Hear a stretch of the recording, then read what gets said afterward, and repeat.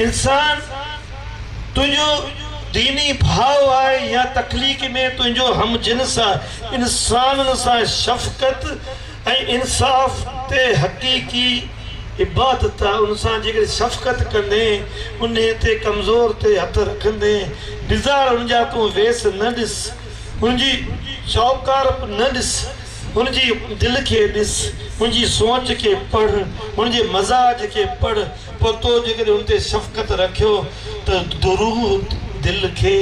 नरम भी करे थो, शफ़ीक भी करे थो, इखलाक के बुलंद भी करे थो। ये मौलाना रूमी भी चवे थो तो मोहब्बत इंसानियत जो रूह है, मोहब्बत इंसानियत जो रूह है। दुरूद मोहब्बत है, दुरूद इश्क है, इश्क जी इंतहा है। दुरूद मोहब्बत, मोहब्बत इश्क, इश्क ही मोहब्बत, मोहब्बत इंसान। तो मोहब्बत इंसान जो रूह है। रसूलुल्लाह सल्लल्लाहु अलैहि वसल्लम के इश्क से दिलनि में अमन ऐं मोहब्बत ऐं खिज़मत जो जज़्बो पैदा थिए थो। दुरूद आशिक़ के महबूब हक़ीक़ी सां गॾे थो, उन दरिया के उन समुंड में छोड़ थो कराए थो। ही तव्हां उनजो मिसाल आहे। तव्हांजी मोहब्बत, तव्हां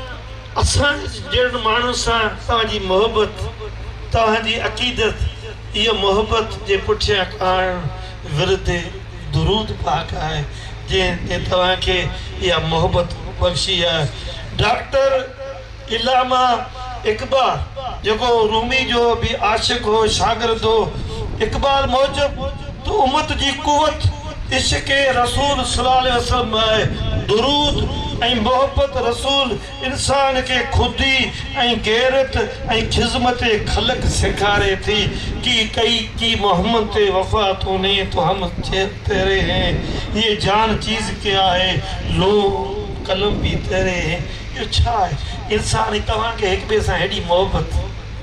तव्हांखे पंहिंजा मनसब विसरी विया, तव्हांजूं ज़ातूं विसरी वियूं, तव्हांखे तव्हांजा सभु हैसियत विसरी वई, तव्हां में हिकु जहिड़ाई अची वई, तव्हां हिक ॿिए खे झुको पिया, अदब सां एतिराम सां तव्हां हुनखे मोहब्बत सां पेश पिया अचो। इहो मोहब्बत तव्हांखे किथां सिखी? तव्हांखे हिन पिंडार तव्हांखे सेखारे, हिन तव्हांखे दुरूद सेखारे, हिन तव्हांखे सबक़ सेखारे, हीअ तव्हांखे उन इश्क उन मोहब्बत कंहिं सेखारी। हितां इन्हनि शयुनि तव्हांखे इहो तव्हांखे शुरू कंदो। बाबा साईं जा दोस्त हज़रत वासिफ़ अली वासिफ़ जेकी क्लीन शेव हुआ ऐं टीचर सां उनजो हो, उहे फरमाइनि था तो दुरूद पाक रूह जी ग़िज़ा आहे ऐं दिलि जो नूर आहे। जंहिं दिलि में दुरूद आहे उन दिलि में नफ़रत जे लाइ का जाइ बचे ई कोन, जाइ आहे कोन। इंसानियत जी खिज़मत इश्क़ रसूल जो अमली सबूत आहे जेको अमी आयो, अव्हांजो रूप आहे। ऐं अव्हां जे पुठियां तव्हां हिक जे पुठियां पुठियां हज़ारे माण्हुनि जो महिनतूं पघर ऐं तव्हांजे पुठियां ख़बर न आहे त केतिरो पुठियां वॾो वॾो तालक हूंदो। तव्हांजे लाइ केतिरी तव्हांजी तंज़ीम वधी ऐं वसी आहे। इंसानियत ऐं दुरूद जो तालक, दुरूद इंसान में सब्र, बर्दाश्त, मोहब्बत पैदा करे थो। नफ़रत, हसद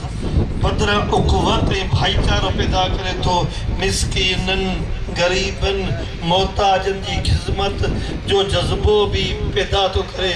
दुरूद शरीफ़ पढ़ण वारे जी परख तव्हांखे केरु जांचे त हुनखे महसूस थिए दुरूद सची मोहब्बत आहे। दुरूद शरीफ़ जेकॾहिं ज़बान ते जेकॾहिं जारी थी वञे त उहो ज़बान मंझां निकिरल हर अल्फाज़ क़ाबिले क़बूल थियो थो वञे। दुरूद तव्हांखे उन अमल ते बि तव्हां ते आणींदी जेको अमल रब पाक ऐं रब जे महबूब खे जेको वणे थो। ही तव्हां में नरमी, इखलाक, तव्हांजे गुनाह जे बचाइण जो बि ज़रियो आहे ऐं ख़ैर ख़्वाही बि आहे। ऐं हिकु अहिड़ी नदी ऐं नाले जी मिसल आहे जेको शोर सां वही वरी बि उन समुंड में अॼु बि उन दुआ जी पुॼाणी में उन समुंड में छोड़ बि पकड़ण वारो आहे। हज़रत ख़्वाजा मोइनुद्दीन चिश्ती रहमतुल्लाह अलैह जिन फरमाइन था तो अबू उमरो बिन अला फरमाइन था तो इज्जतदार इंसान का खबरदार हो जॾहिं तव्हां संदसि बेइज़्ज़ती करियो त कमीणी ऐं बदअसल माण्हू खां बि ख़बरदार रहो जॾहिं तव्हां संदसि इज़त करियो त अक़लमंद माण्हू खां बि ख़बरदार रहो जॾहिं तव्हां साणसि मज़ाक़ करियो त फाजर ऐं बदकार माण्हू खां बि ख़बरदार रहो जॾहिं तव्हां साणसि उथणु वेहण या वास्तो रखो तो सोची समझी रखो ऐं अदब जी ॻाल्हि इहा आहे त अहिड़ी ॻाल्हि जो जवाबु ॾियो जंहिं बाबति तव्हां खां पुछो ई न वियो हुजे अहिड़े शख़्स खां सवाल करियो जेको तव्हांखे जवाबु ॾियण लाइ तयारु न हुजे या अहिड़े माण्हू सां ॻाल्हि ॿोल करियो जेको तव्हांजी ॻाल्हि ॿुधण ई न चाहे त पोइ अहिड़नि माण्हुनि सां वास्तो बि कहिड़ो हिते त वास्तो ई मोहबत जो आहे तव्हांजी दिलि सां बि कनेक्शन तव्हांजी ज़हन सां बि कनेक्शन तव्हांजी मज़ाज सां बि कनेक्टेड तव्हांजी कारोबार सां तव्हांजे ॿचड़नि सां तव्हांजे वालिदिन सां बि कनेक्टेड हर तरह सां कनेक्टेड राब्तो आहे छा त पोइ अहिड़े बेशक शरीफ़ ऐं आला ज़र्फ़ माण्हू उहे आहिनि जेकी दोस्ती ऐं मोहबत करण में तमामु तेज़ यानी पाण अॻिभरो थींदा हुजनि पर दुश्मनी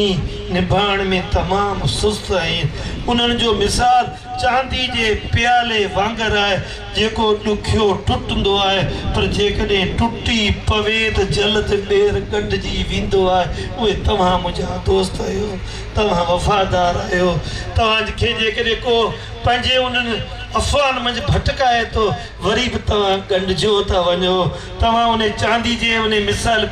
प्याले वांगुरु आहियो तव्हां शरीफ़ आहियो तव्हां मोहबत जा क़ाइल आहियो पर तव्हांखे मोहबत जे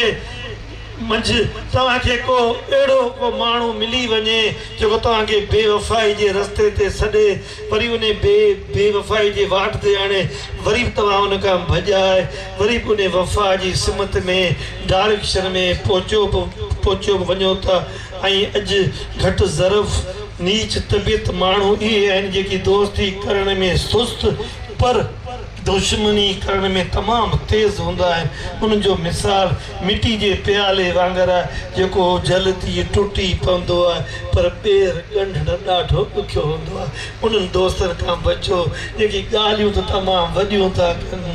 मिसाल तमामु वॾा था ॾियनि ज़ाहिरी त तमामु वॾी आहे दस्तारूं त जुब्बा त वॾा आहिनि अॼु मुंहिंजे लाइ बि कराची मुंहिंजा दोस्तनि जुब्बो आंदो पर मूं मुंहिंजे उन